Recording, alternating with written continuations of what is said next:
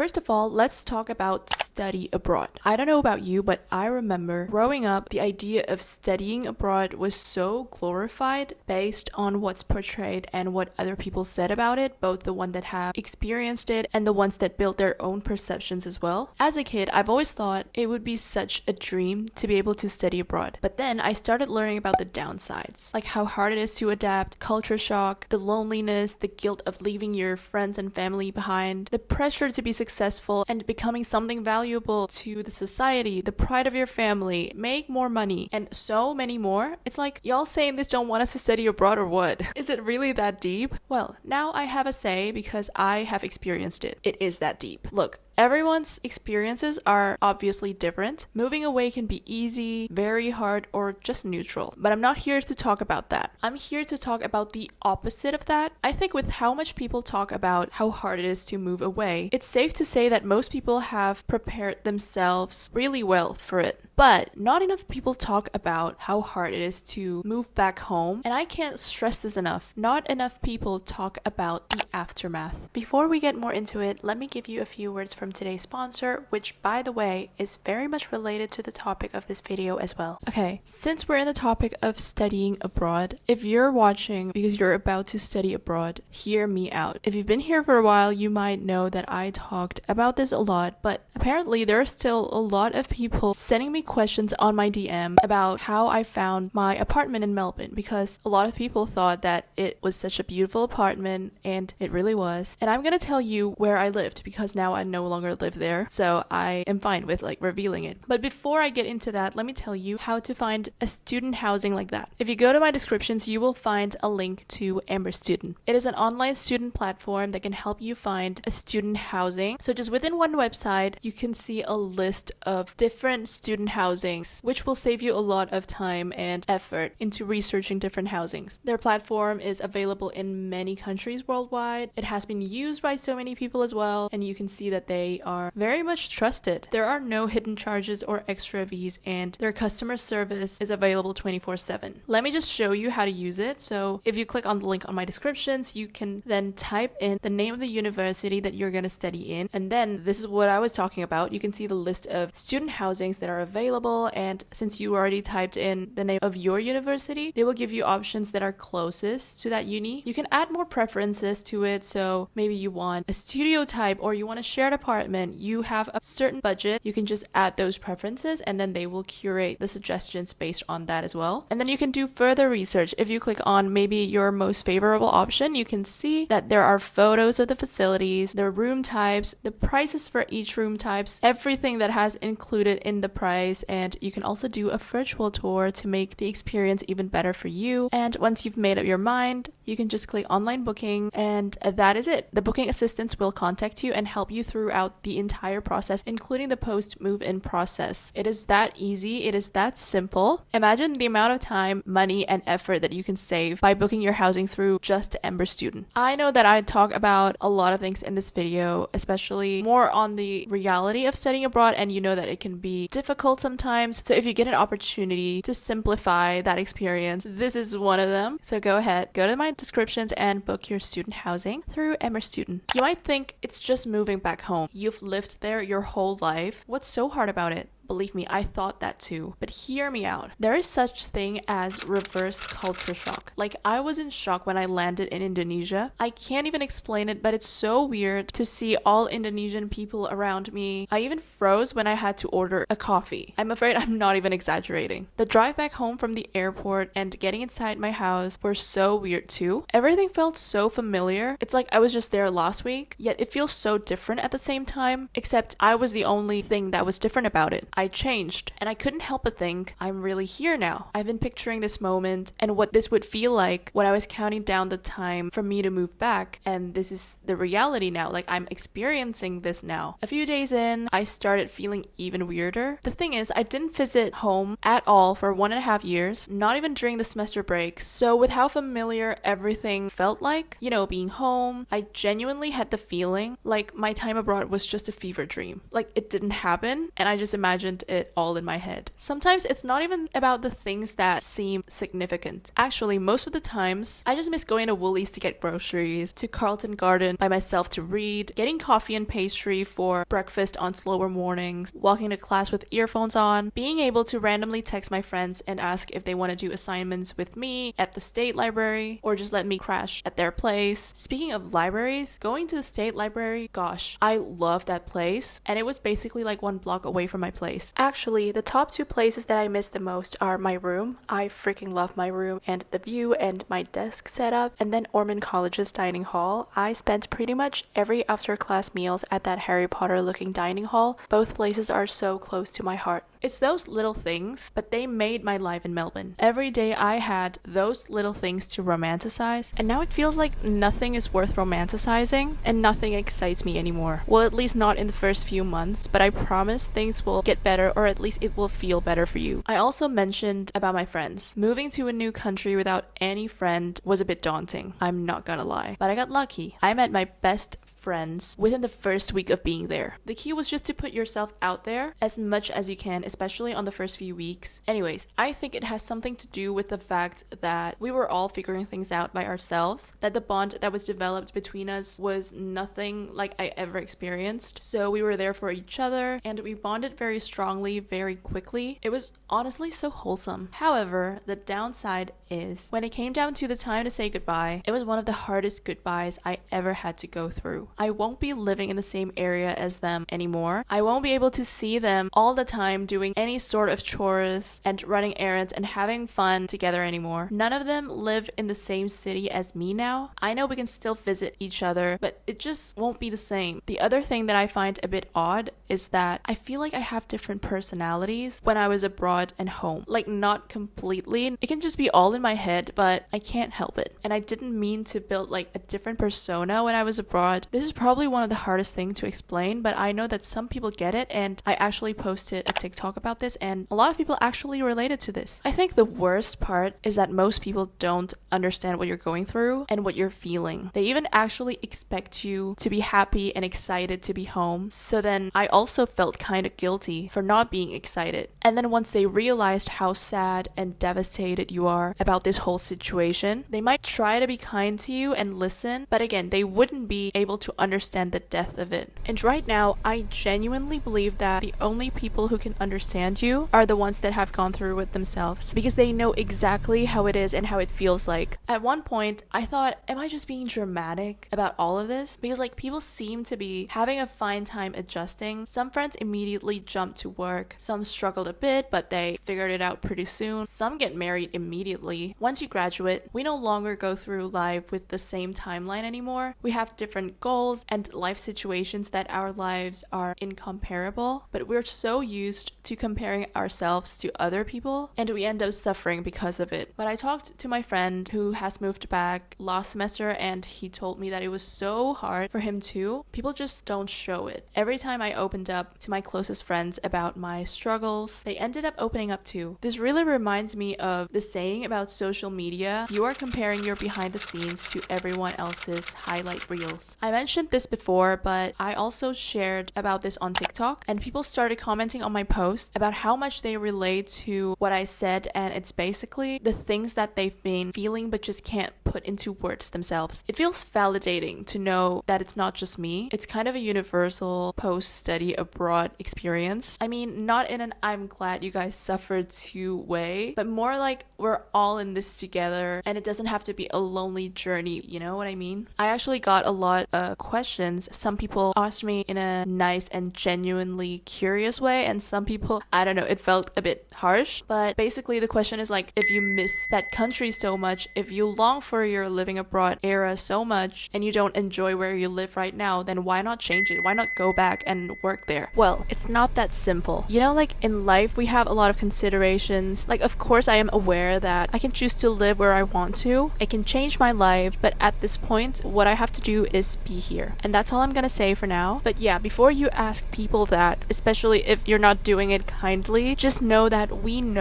can choose where we live, but we have a lot of other factors to consider. And maybe maybe I should have mentioned this in the beginning, but study abroad itself, it's different to everyone. Maybe you can't relate to any of this. You didn't enjoy your time abroad. If you do or did, I think you'll understand what I've been talking about. But no matter what your experiences are or have been like, and I will die on this hill, your study abroad experience will most definitely change you and help you grow. You experienced it for a reason, and it shaped you into the person that you need to be for the next stages of your life, whether it is the trajectory of your career or simply just to be the right person mentally for the rest of your life.